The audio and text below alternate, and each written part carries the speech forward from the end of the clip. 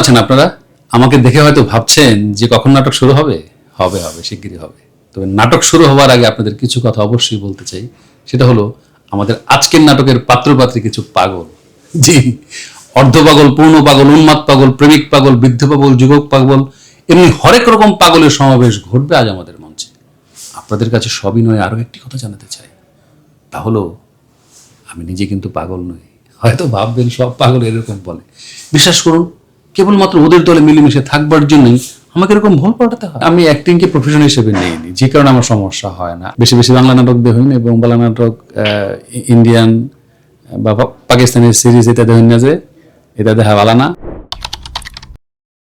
আমরা তো যেহেতু মঞ্চ থেকে আমরা এসেছি, আমাদের শুরুটা মঞ্চ থেকে হয়েছিল, তো মঞ্চে এক ধরনের অভিজ্ঞতা, আবার টেলিভিশনে একরকম অভিজ্ঞতা, বিজ্ঞাপন সেক্টরে একরকম অভিজ্ঞতা, আবার ফিল্মে আরেক রকম অভিজ্ঞতা। তো সবগুলোই তো ভিন্ন ভিন্ন মাধ্যম, কিন্তু মূলত কাজ তো প্রায় একই রকম, তাই না? সো সেই জায়গা থেকে আমার গত বছরের কিছু পরিকল্পনা ছিল, সেই পরিকল্পনাগুলো আমি সফলভাবে শেষ করতে পেরেছি। এই নতুন বছরও আমার বেশ কিছু পরিকল্পনা আছে, তার মধ্যে অন্যতম হচ্ছে, আপনি জানেন যে গত ডিসেম্বর 2025 সের 25 তারিখ একটি বিশেষ দিন ছিল, খ্রিস্টীয় বড়দিন ছিল। সেই দিন আমার লেখা এবং রচনায় প্রথম নাটক ফেরা প্রচারিত হয়েছে এনটিভিতে, এবং এটা আমার দীর্ঘ 6 মাসের একটা পরিকল্পনা ছিল। আমি এই প্রকল্পটির নাম দিয়েছিলাম নাট্যকার নির্দেশিত নাটক।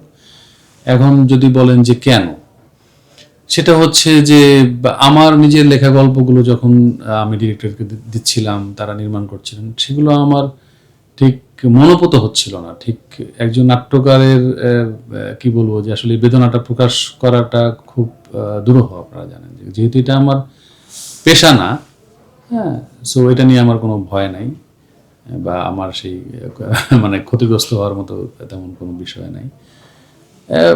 ঠিক নাট্যকার যেই ফিল থেকে, যে ধরনের আবেগ থেকে একটি নাটক নির্মাণ মানে রচনা করেন, কিন্তু নাটকটি নির্মাণ হওয়ার পর সেই জায়গাটা থেকে আসলে সরে যায় বা ঠিক একই রকম হয় না। তো এরকম একটি বেদনা থেকে আমি দীর্ঘ 6 মাস একটি পরিকল্পনা করি এবং নিজেই নাটক লিখেছি এবং নিজেই ডিরেকশন দিয়েছি, এবং পরপর মানে 3টি নাটক নিয়ে আমরা শ্রীমঙ্গলে গিয়ে গত বছর অক্টোবরের শেষের দিকে 3টি নাটক নির্মাণ করে নিয়ে আসি। তার একটি প্রচার হয়েছে এনটিভিতে, বাকি 2টো প্রচারের অপেক্ষায় আছে। আশা করছি একটি ভ্যালেন্টাইনের মধ্যে যাবে। হ্যাঁ, মঞ্চ তো আবেগ ভালোবাসার জায়গা, এবং সেটা আমাদের স্কুলিং এক ধরনের, এবং এটা আসলে এক ধরনের নেশা। থিয়েটার যারা করেন এটা তারাই বোঝেন, যারা করেন না, যারা এটার সাথে যুক্ত না, তাদেরকে এটা বলে বোঝানো যাবে না। আমি যদি খুব পরিষ্কারভাবে বলি, আপনাকে যখন নাচতে বলা হবে আপনি নাচতে পারবেন না, আপনাকে গাইতে বলা হবে আপনি গাইতে পারবেন না। হয়তো হবে, সেটা সঠিক ঠিক হবে না। হ্যাঁ, ঠিক অভিনয়ের ক্ষেত্রেও তাই। কিন্তু আমাদের এই দেশে বা এখানে কেন যেন একটা ধারণা হয়েছে যে নাচ করলে নাচ শিখতে হয়, গান গাইলে গান গাওয়া শিখতে হয়, কিন্তু অভিনয় করতে গেলে অভিনয়টা শিখতে হয় না। কিন্তু এই যে একটি ভ্রান্ত ধারণা, সেটা আমরা যারা থিয়েটার করে এসেছি আমরা তারা এটা বুঝি যে এইটা শেখা উচিত। যদি অভিনেতা হতে চান, তার অভিনেতার প্রস্তুতির জায়গা থেকে আমি বলবো যে তাকে থিয়েটারের দল করতে হবে বা মঞ্চে অভিনয় করতে হবে, ব্যাপারটা ঠিক তাও না। পৃথিবীর অনেক বড় বড় অভিনেতা আছেন যারা থিয়েটার থেকে আসেননি, তারাও জনপ্রিয় হয়েছেন, তারাও বিখ্যাত হয়েছেন, তারাও অনেক ভালো অভিনেতা আছেন। হ্যাঁ, সো সেটা কিভাবে সম্ভব হয়েছে? সেটা সম্ভব হয়েছে ব্যক্তির চেষ্টার দ্বারা, কিন্তু তাকে একটা প্রসেসের মধ্যে দিয়ে আসতে হয়েছে, দীর্ঘদিন ধরে তাকে প্রস্তুতি নিতে হয়েছে। উনি ক্যামেরার সামনে এসে ব্ল্যাঙ্ক দাঁড়িয়ে থাকেননি। উনি ক্যামেরার সামনে আসার আগে ওনার যে ক্যামেরার পেছনের যে প্রস্তুতি, সেটা আমরা অনেক স্ট্রাগল করতে হয়েছে। অনেক আর্টিস্ট আছেন যাদের মানে ক্যাপাবিলিটি আছে যে সহজে ক্যারেক্টারকে ধরার বা অভিনয় করার সক্ষমতা রয়েছে। কেউ হয়তো খুব শুদ্ধ উচ্চারণে কথা বলতে পারেন, তার ইনবিল্ট কিছু ক্যারেক্টারিস্টিক রয়েছে, বা তার কিছু কি বলবো যে প্রতিভা রয়েছে। সেগুলোকে শানিত করার জন্য অভিনেতার আরও যা যা করা দরকার সেই প্রস্তুতিগুলো তারা নিয়েই ক্যামেরার সামনে আসেন। হ্যাঁ, তো আপনি বলছিলেন যে থিয়েটারের অভিজ্ঞতা আমি আজ থেকে 32 বছর আগে আমি শুরু করেছিলাম। আমি তখন খুব ছোট এবং দীর্ঘ যাত্রা, দেশে বিদেশে প্রচুর নাটক করেছি, শো করেছি এবং আমি আহ, মঞ্চে নিয়মিত অভিনয় করে গেছি। একজন অভিনেতা তো একজন আসলে শিল্পীও, তাই না? মানে আমরা বলি না, এটা একটা কি বলবো, যে সমন্বিত মাধ্যম, সমন্বিত কলাই হচ্ছে অভিনয়। আবার আমি অভিনেতা বলি, আপনার গায়ক বলি, আমি নৃত্যশিল্পী বলি, তারা সবাই কিন্তু ক্রিয়েটিভ সেক্টরের মানুষ এবং তারা সবাই কিন্তু শিল্পী। তো আর শিল্পী হয়ে ওঠার তো একটা প্রসেস লাগে, যে আমি বলেছি। আমি প্রায় সময় এই উদাহরণটা দিয়ে থাকি বিভিন্ন জায়গায়, যে আপনি যে আমরা যে আসলে শিল্পী, কিভাবে শিল্পী হন। আপনি আপনি আপনি ভাত খেতে বসছেন, আপনার সামনে কতগুলো ভাত আছে, হ্যাঁ, এটা হচ্ছে রেডিমেড জিনিস। কিন্তু শিল্পী হচ্ছে সেই, যে একেবারে বীজতলা থেকে শুরু করে ধান হয়ে ভাত হয়ে আসার যে এই যে বিস্তারিত যে প্রসেস, এটা একটা দীর্ঘ যাত্রা, একটা একটা একটা সময় পরিক্রমার মধ্য দিয়ে তাকে যুদ্ধ করে স্ট্রাগল করে এসে তারপর তাকে ভাত হতে হয়েছে। বীজতলা থেকে ভাত পর্যন্ত আসতে তাকে যে সমস্ত মানে পর্যায় অতিক্রম করে আসতে হয়েছে, এতগুলো ধাপ অতিক্রম করে একজন আর্টিস্ট বা শিল্পী তৈরি হন।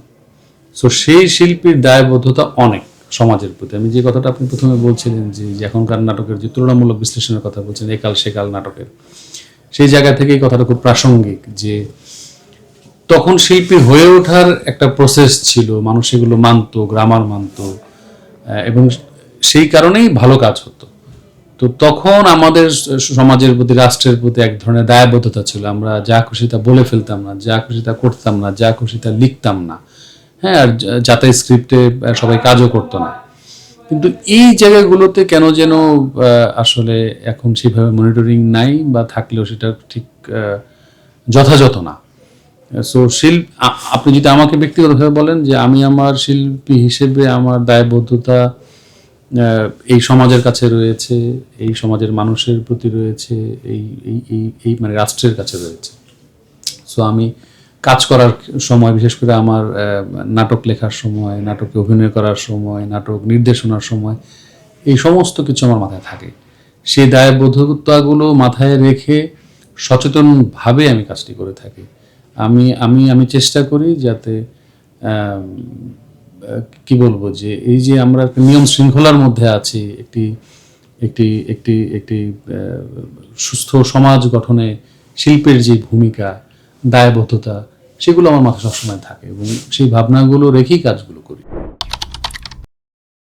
মানে আমি বলবো যে আই এম সো ব্লেসড, যে আমার শুরু হয়েছে থিয়েটার দিয়ে, মানে নাটক দিয়ে, অভিনয় দিয়ে, নাট্য চর্চার মধ্য দিয়ে, এবং আমার জীবিকাও ঠিক একই সেক্টরে। এখানেও আমাকে নাটক নিয়েই কাজ করতে হয়, নাটক দেখা, নাটক কেনা, হ্যাঁ, নাটকের মানে গল্প পড়া। সো এইটা খুব লাকি না, যে আমি যে কাজটা ছোটো থেকে শিখে এসেছি, আমি সেই প্রফেশনটাই পেয়েছি। সো এটা আমার ভালো লাগার জায়গা। এখানে যে আপনি বললেন না, যে আমার অপ্রাপ্তি আছে কি না, এগুলো কি প্রাপ্তি না? মানে মানুষ তার এক জীবনে আর কি চায়? আমি সারা জীবন যা শিখে এসেছি, আমি সারা জীবন যেটাকে আঁকড়ে ধরে রেখেছি, আমি ভালোবেসেছি এই শিল্পকে, হ্যাঁ, এবং আমার আমার আমার এই এই শিল্প সত্তাকে। তো আমার প্রফেশনাল লাইফে এসেও আমি সেটা নিয়েই কাজ করছি। হ্যাঁ, আমি একসময় প্রথমে আমার শুরু হয়েছিল মঞ্চ দিয়ে, অভিনয় দিয়ে, তারপর শুরু হয়েছে আমার সাংবাদিকতা দিয়ে। আমি দীর্ঘ 7 বছর, আপনি জানেন যে আমার দৈনিক পাখিক আনন্দ ভুবন পত্রিকার মাধ্যমে সাংবাদিকতা শুরু হয় 1997 সালে, এবং তারপর 2000 সালে আমি দৈনিক প্রথম আলোতে চলে আসি। সেখানে দীর্ঘ 5 বছর কাজ করেছি। আমি আমি আমি অ্যাক্টিংকে প্রফেশন হিসেবে নেইনি, যে কারণে আমার সমস্যা হয় না। আমি একটু বেছে বেছে আমার মতো করে, অফিস যখন ছুটি থাকে, বা আমার আমার প্রাপ্য যে ছুটিগুলো আছে, অন্যরা ছুটি নিয়ে বাড়িতে ঘুরতে যায় বা পরিবারকে সময় দেয় বা কোনো রিক্রিয়েশনে যায়, আমি সেই কাজটা আসলে খুব একটা করি না। আমি এই কাজগুলোতে শুটিং করি বা আমার ক্রিয়েটিভ কাজগুলো করি। সো আমার এই জন্য অফিসেও সমস্যা হয় না, আমার ব্যক্তিগত জায়গা থেকে সমস্যা না। হ্যাঁ, সেক্ষেত্রে হয়তো পরিবার কিছুটা বঞ্চিত হচ্ছে। আমি আসলে কি বলবো যে এটা আমার বাস্তবতা, এখানে আমার কিছু করার নাই, আমার হাত নাই আসলে। হ্যাঁ, আসলে এটা একটু ডিফিকাল্ট, এই জন্য ডিফিকাল্ট কারণ আমার জন্ম, আমার বেড়ে ওঠা ঢাকায়, কিন্তু আমার পৈতৃক নিবাস হচ্ছে কিশোরগঞ্জ। সো কিশোরগঞ্জের মানুষ, হ্যাঁ আমি দেখেছি, তাদের সাথে কথা বলেছি, গ্রামে তো খুব একটা যাওয়া হয় না, তো তাদের আঞ্চলিক একটা তো আঞ্চলিকতা রয়েছে, প্রত্যেকটা জেলারই নিজস্ব আঞ্চলিকতা রয়েছে, তাদের নিজস্ব কিছু ভাষা শব্দ রয়েছে, তো সেগুলো আমার খুব ভালো লাগে, আমার শুনতে ভালো লাগে, কিন্তু আসলে একেবারে ওদের মতো করে হয়তো হবে না, মানে ব্যাপারটা একটু আমার জন্য একটু কঠিন, তবুও আমি মানে চেষ্টা করছি যে আসলে ডিফিকাল্ট, এটা এটা এটা এটা আমার সাথে কেউ কথা বললে পরে আমি এটা আসলে তাকে আমি হয়তো দিতে পারতাম। হ্যাঁ, তারপরেও আমি চেষ্টা করছি। আপনারা আপনারা বাংলা নাটক দেখুন, হ্যাঁ বেশি বেশি বাংলা নাটক দেখুন, এবং বাংলা নাটক ইন্ডিয়ান বা পাকিস্তানি সিরিজ এটা দেখুন না, যে এটা দেখা ভালো না।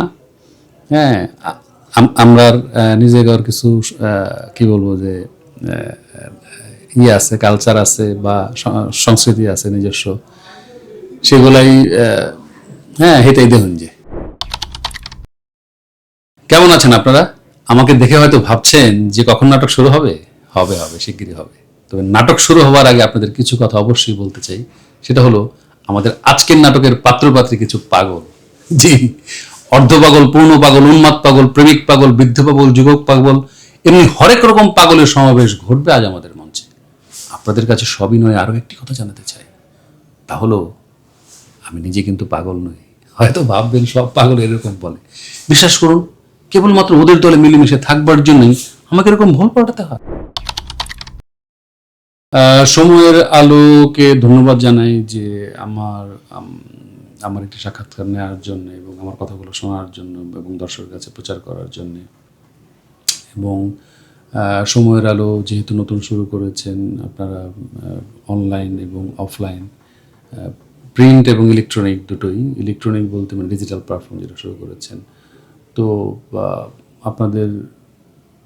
আপনাদের কাজগুলো আমি দেখি নিয়মিত, আপনারা ভালো করছেন। অনেক অনেক অনেক চ্যানেল এখন, অনেক পত্রিকা কাজ করছে, তাদের মধ্যে তাদের ভিড়ে টিকে থাকাটা খুব কঠিন এবং চ্যালেঞ্জিং। তবে আমার অনুরোধ থাকবে, শিল্প বা সাহিত্য বলি বা সংস্কৃতি বলি, আমাদের যে আর্ট কালচার ফর্মের যতগুলো মাধ্যম আছে, সেখান থেকে প্রকৃত শিল্পীগুলোকে বাছাই করে এবং যারা একটু সস্তা ভিউ বা কি বলবো যে অর্থের লোভে আপনারা সস্তা কিছুকে প্রমোট করবেন না। আমরা চাই যে একটি সুস্থ, সুন্দর, স্বাভাবিক একটি সাংস্কৃতিক বলয় বাংলাদেশে গড়ে উঠুক এবং তার সাথে সময়ের আলো থাকুক, সেই প্রত্যাশা করছি। ধন্যবাদ সময়ের আলো।